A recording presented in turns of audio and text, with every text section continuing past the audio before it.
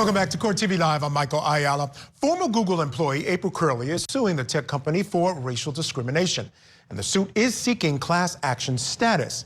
Now, she states the company engages in a pattern and practice of unfair treatment of black employees. In the lawsuit, she claims Google steered black workers into lower level and lower paid jobs well below their qualifications and subjected them to a hostile work environment.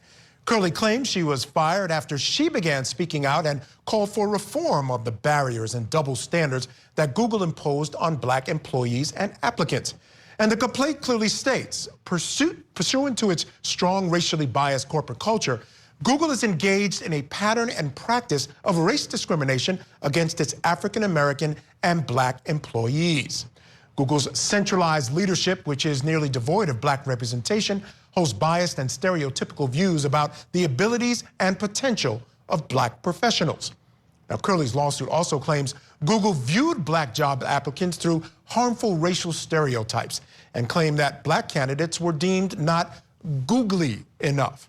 And according to a 2021 Google diversity report, only 4.4% of Google's United States employees were black, which includes workers who identified as more than a single race or biracial folks.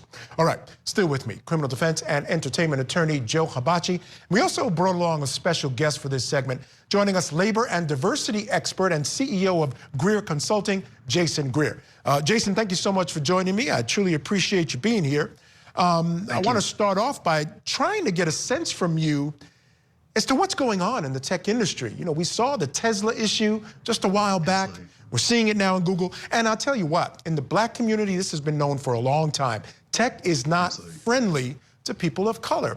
What do you have to say? What's this all about? You know, unfortunately, it's exactly what you just said. I think that when you look at Google, when you look at Tesla, you can throw Apple in there.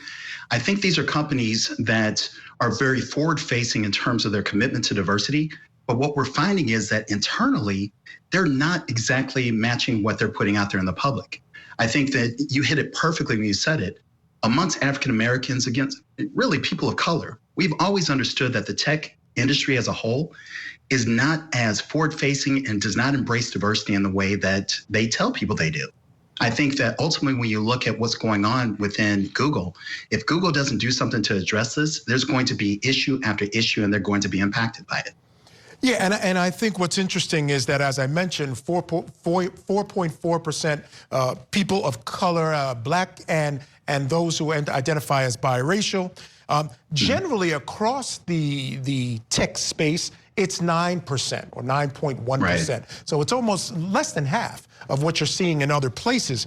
What makes them ripe for that kind of thing? I mean, I think I mentioned some of it.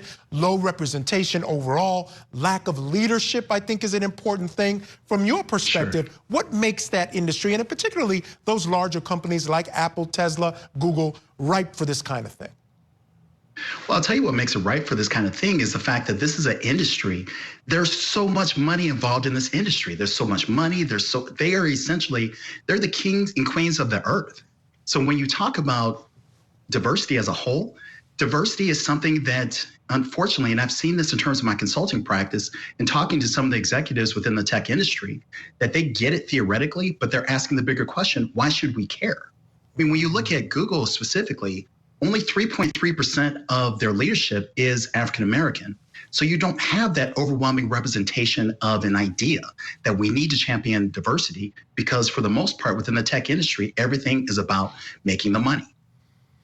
You know, Joe, as someone who might be involved in a lawsuit like this, you know the one thing that you have in your pocket is this is terrible public relations for a company like Google. So when you move forward, these aren't easy allegations to prove, but you always have that ace in the hole of the fact that the last thing Google or any of these big tech companies want is this kind of publicity out there. Yeah, there's no doubt about that. I mean, when I read what little I've learned today, is that, you know, this was a highly qualified person. This wasn't an employee that had no skill base, and she was apparently very high level and very respected. And so, you know, she's speaking on a broader level, saying that this is systematic within the company. And so this isn't really just about her case. This is about a tech giant that is that is now, it's basically being aired out that they have some problems within. And when you show those numbers, I mean, frankly, I agree. I mean, those numbers are that's a 4% is not representative of sort of how the breakdown should be in terms of assuming their hiring practices are fair.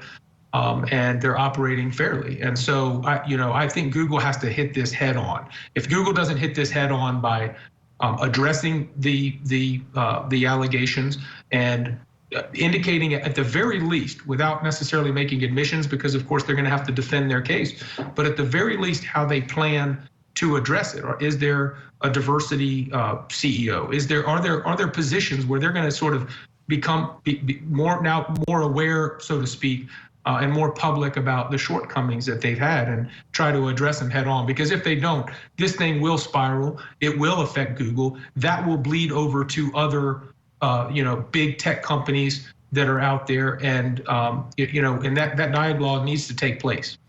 Jason, he's exactly right. One of these Absolutely. big companies has to take the lead in this thing. When I look at Miss Curley, the woman who brought this, she's basically you. She's someone they brought in to work on diversity, right? You're a person that folks go to help them work on diversity. So I have to ask you, number one, why should they care and how do they fix it? Well, why should they care? This is the exact reason why they should care, because if they don't address these issues, just as the gentleman said, it's going to continue to bleed over into the court of public opinion. Understand this, 2022 is the year of the employee. People are asking bigger questions of organizations. And the number one question that I've seen, and I speak to thousands of employees per year, is they're asking the question, is this the type of organization that values my humanity? Irrespective of color, gender, sexual orientation, or whatever else the case might be. Google might be on top right now, but if they don't address this issue, who's to say where they're going to be in 2023, 2024, and so on down the line? I think also when you consider what's going on with April Curley, her experience is so endemic of the experience for so many African-American employees and people of color. Now, I'll tell you, as a consultant, I go into organizations, I'm the subject matter expert that they bring in. And oftentimes, unless it's the person who directly hired me, you will have a group of executives and group of managers that don't know that I'm African-American. So I walk in, I'm 6'3", I'm 275 pounds, and I'm walking in with, say, 3 or 4 of my consultants who happen to be white, but I'm the only one that's greeted by security and asked to show my credentials while my consultants walk through the door. This is a matter, it's not just a tech issue. I think it's a corporate issue as a whole, that if we're going to talk about diversity, we need to move beyond the theory of diversity to the actual practice of diversity, and that's embracing people for who they are. Absolutely, and I couldn't agree more. These types of things come and start and continue from the top down. It has to start at the top. More representation there, and I think just more sensitivity there will then spread out throughout the entire organization. All right, I want to give special thanks to Jason Greer for joining me. I truly appreciate it. Wish we had a lot more time. We'll get you back on again soon. Joe Hibachi, thank you as well for joining me. Truly appreciate it. All right, moving on now. The parents of the